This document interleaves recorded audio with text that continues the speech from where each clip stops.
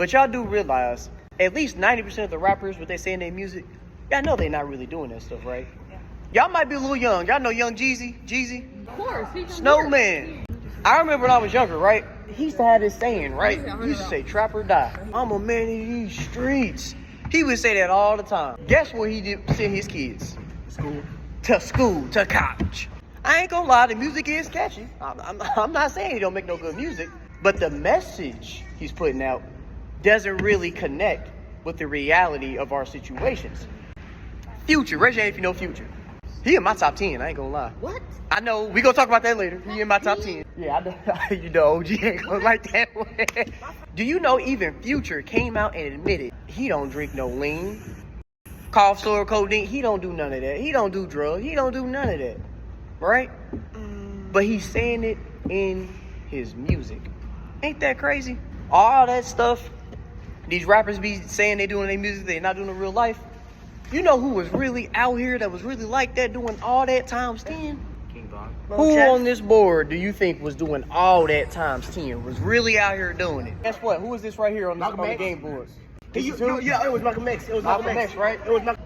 He was born Malcolm Little, but when he was in the streets, he was Detroit Red. Born Malcolm Little, then he went to Malcolm X, then he went to El Haj Malik El Shabazz. His highest level of formal education, or the highest grade that he finished in school, was the 8th grade.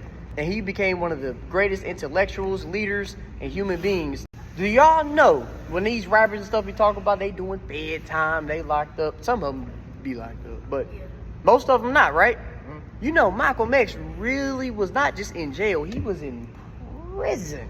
He was in prison. He was in real life prison. He used to sell dope.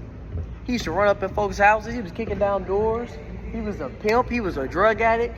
He had all type of pistols. He had all that. Malcolm X was like that. I'm telling y'all. What made him do a complete 180 and change his life around while he was in prison? What made him go in making poor decisions, but then when he left, he started doing great things, not just for himself, but for our people. He read books while he was in prison. What's the highest grade level that he finished again? 8th grade. But when you watch his speeches, when you read his autobiography, he talks so eloquently, so his articulation, his verbiage, vernacular, wordage, he used all those fancy terms and words, right? How was he able to do that? And at his highest level that he finished his formal education was 8th grade. By learning from the books. He read books and learned from them.